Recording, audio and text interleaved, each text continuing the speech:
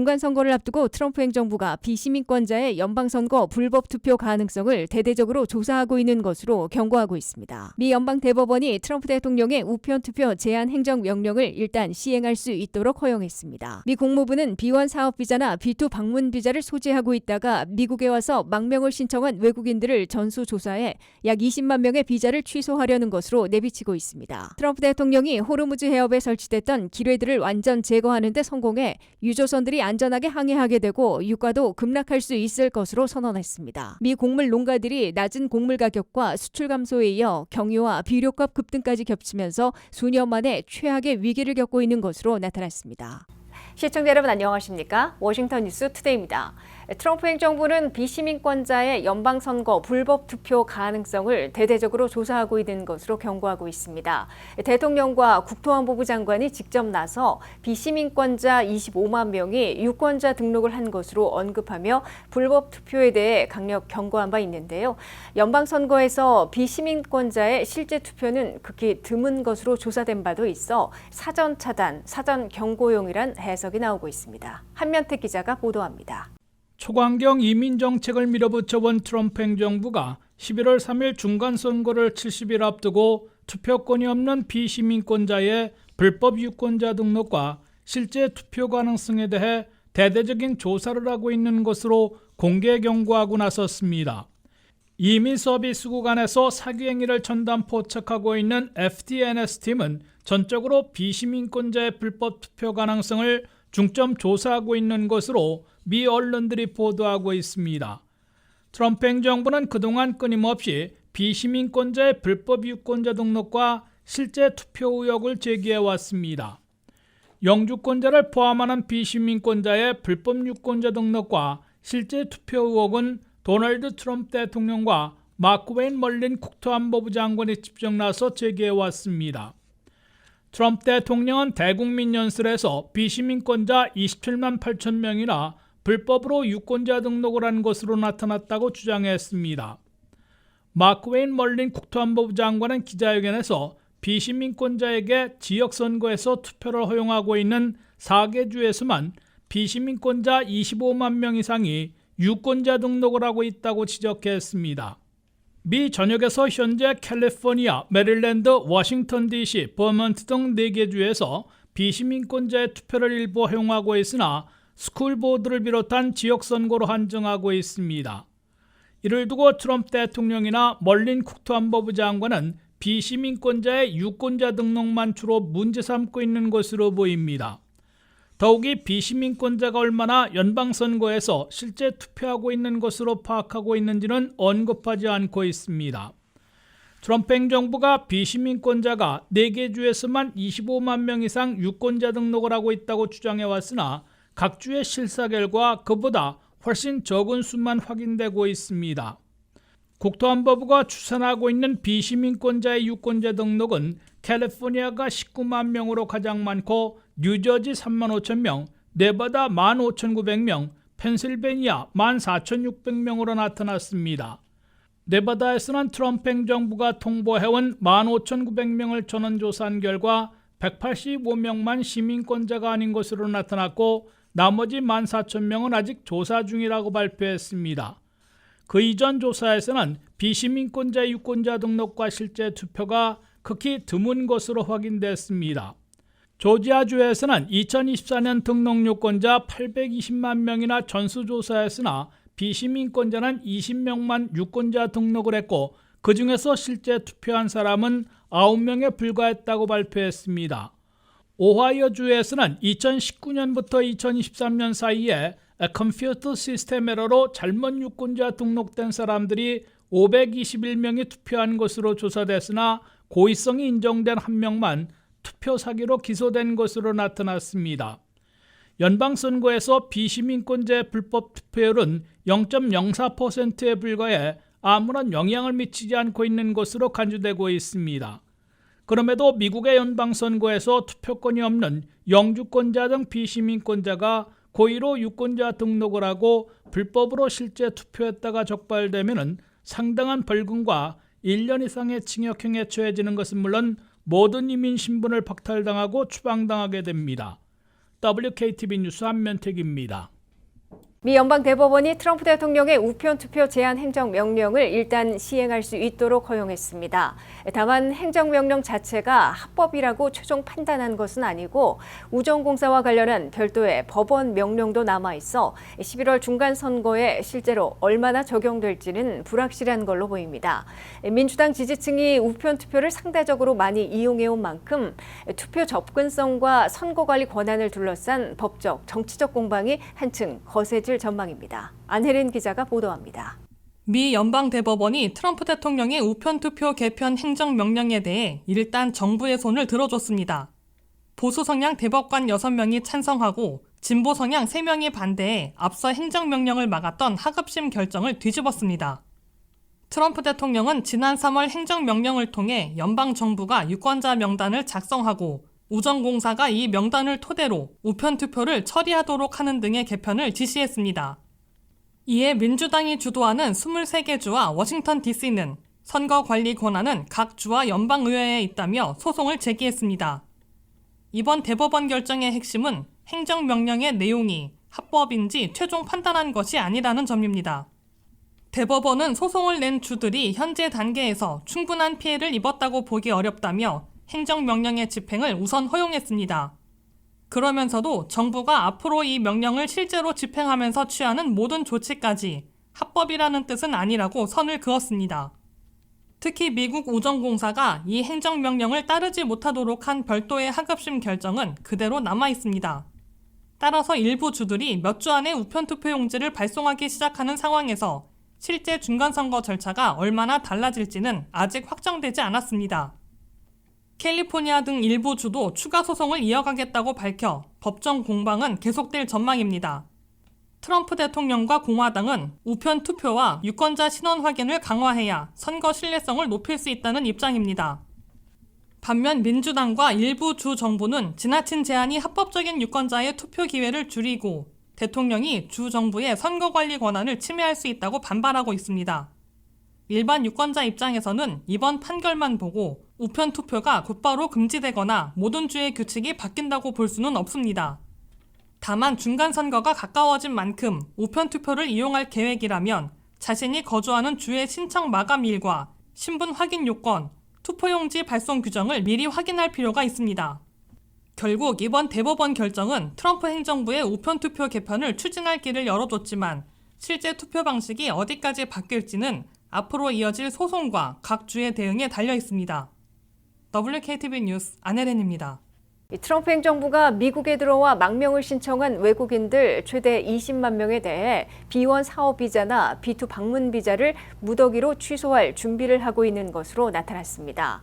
트럼프 행정부는 B1 사업 비자는 미국의 사업자 방문할 때 받는 비자이고 B2 방문 비자는 여행이나 가족 친지 방문 목적으로 받고 있다며 이 두 비자를 소지하고 망명을 신청하면 비자 목적을 위반한 것이라고 설명했습니다. 트럼프 행정부가 B1 사업 비자나 B2 방문 비자를 이용해 미국 망명 신청을 하려는 외국인들의 비자를 전수조사해 취소할 계획인 것으로 국무부가 밝혔습니다. 몇 명의 비자가 취소될지 최종 확정되지는 않았으나 최대 20만 명에 달할 것으로 국무부 고위관리는 시사했습니다. 미 국무부와 국토안보부는 B1 사업 비자나 B2 방문 비자를 소지하고 있다가 미국에 와서 망명을 신청한 외국인들을 전수조사해 20만 명 정도를 전원 비자 취소하려는 것으로 내비치고 있습니다. 트럼프 행정부는 B1 사업 비자는 미국의 사업자 방문할 때 받는 비자이고 B2 방문 비자는 여행이나 가족, 친지 방문, 의료 방문 목적으로 받고 있다고 상기하고 있습니다. 그럼에도 이 비자를 소지하고 미국에 와서 망명을 신청하면 그 자체가 비자 목적 위반이 되기 때문에 전원 비자를 취소하려는 것으로 설명하고 있습니다. 국무부의 토미 피고트 대변인은 B1 사업 비자나 B2 방문 비자 소지자들은 비자를 받을 때부터 미국에서 망명 신청을 하지 않고 본국으로 귀국할 것을 약속했다면서 이 비자를 소지하고 있다가 미국 망명을 신청하는 외국인들은 모두 미국 이민법을 위반한 것이라고 지적했습니다. 국무부의 2인자인 크리스토퍼 랜도우 부장관은 미국민들은 물론 전 세계인들이 허위로 망명을 신청하는 외국인들에 질려 있다면서 미국 이민법의 허점을 악용하려는 망명 신청을 봉쇄할 것이라고 강조했습니다. 트럼프 행정부가 B1 사업 비자나 B2 방문 비자를 소지하고 미국에 와서 망명을 신청한 최대 20만 명의 비자를 취소하게 되면 미 역사상 최대 규모의 비자 취소로 기록될 것으로 예상되고 있습니다. 트럼프 행정부는 그동안 지속적으로 비자를 전수조사해 취소하는 작업을 실행해 왔습니다. 트럼프 2기 행정부 출범 이래 18개월 동안 국무부는 17만 5천 명의 비자를 취소했다고 발표했습니다. 미국 비자를 취소당한 17만 5천 명 중에는 음주운전, 성폭행과 강도 등 범죄 혐의가 포착됐거나 체류 시한을 넘긴 오버스테이 불법 체류자들이 대부분을 차지하고 있다고 국무부는 밝혔습니다. 테러 단체를 옹호하거나 반이스라엘, 친팔레스타인 시위를 주도한 유학생들도 비자를 취소당한 사례가 있고 보수운동을 주도하다가 암살당한 찰리 커크의 사망을 찬양한 외국인들도 비자를 취소당한 것으로 나타났습니다. 미국에서 거주하다가 비자를 취소당하면 미국에 체류할 신분이 없어지기 때문에 스스로 미국을 떠나야 하며 그렇지 않으면 불법 체류자로 전락해 체포, 추방당하게 됩니다.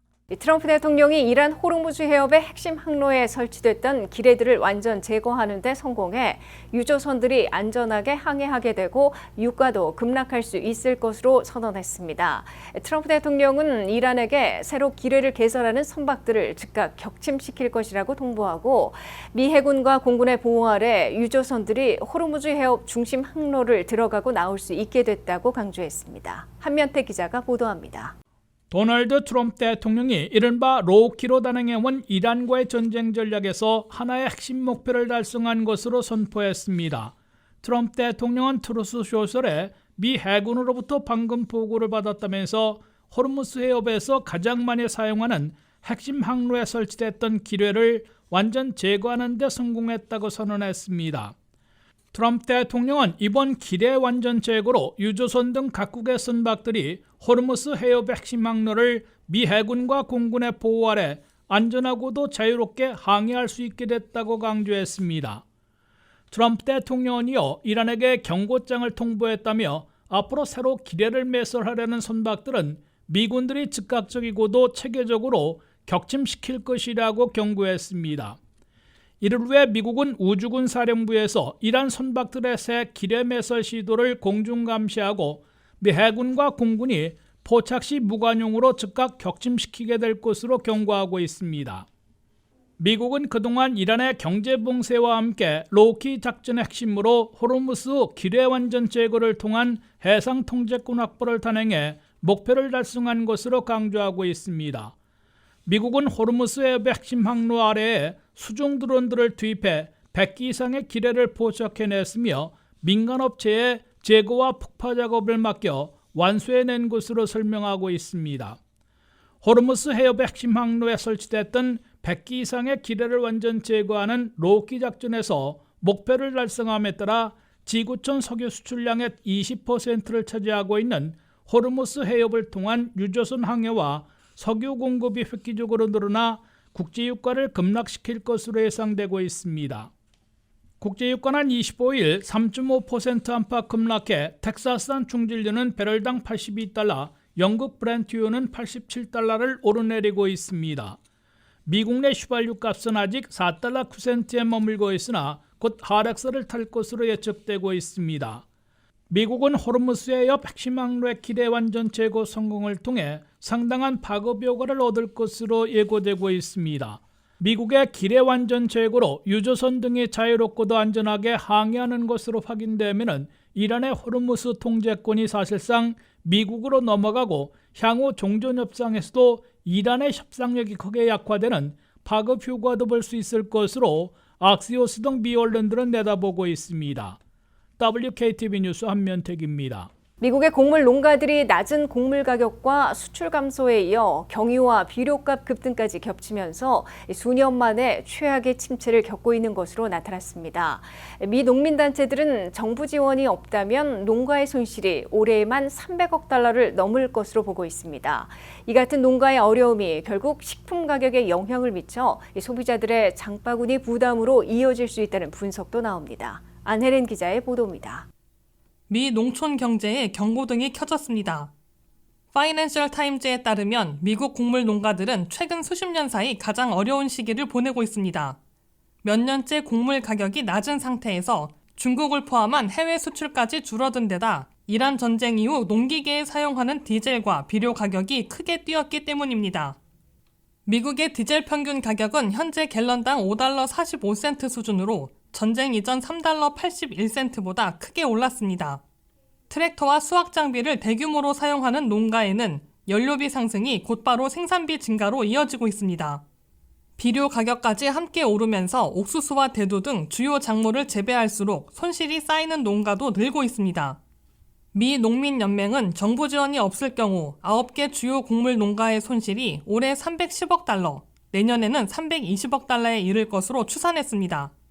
일부 농업 전문가들은 내년까지 주요 곡물 생산이 6년 연속 적자를 기록할 수 있다고 보고 있습니다. 여기에 고온과 건조한 날씨까지 일부 지역의 작황을 위협하면서 상황을 더 어렵게 만들고 있습니다. 최근 옥수수와 대두, 밀 가격이 다시 오르고 있지만 생산비가 워낙 빠르게 상승해 농가의 수익성 개선으로 곧바로 이어지기는 어렵다는 분석입니다. 트럼프 행정부는 농가 지원을 위해 111억 달러의 추가 예산을 요청했지만 농민 단체들은 현재의 손실을 메우기에는 부족하다고 주장하고 있습니다. 최근 수입 쇠고기 일부에 관세를 한시적으로 면제한 조치도 소비자 가격을 낮추기 위한 것이지만 미국 축산농가에서는 오히려 경쟁 부담이 커진다는 반발이 나오고 있습니다. 소비자 입장에서는 농촌의 어려움이 멀리 떨어진 문제가 아닙니다. 옥수수와 대두는 가축 사료부터 식용유와 가공식품까지 광범위하게 사용되기 때문에 생산비 상승이 계속되면 육류와 유제품, 각종 식품 가격에도 영향을 줄 수 있습니다. 전문가들은 높은 연료비와 비료값, 작황 불안이 동시에 이어질 경우 이미 연준 목표를 웃도는 인플레이션을 다시 자극할 가능성이 있다고 지적하고 있습니다. 특히 중간선거를 앞두고 농촌 지역의 소득 감소와 도시 소비자들의 식품 물가 부담이 동시에 커지면서 농업 문제가 경제뿐 아니라 정치권에도 중요한 부담으로 떠오르고 있습니다. WKTV 뉴스 안혜린입니다. 이상으로 워싱턴 뉴스투데이를 마치겠습니다. 시청해주신 여러분 고맙습니다.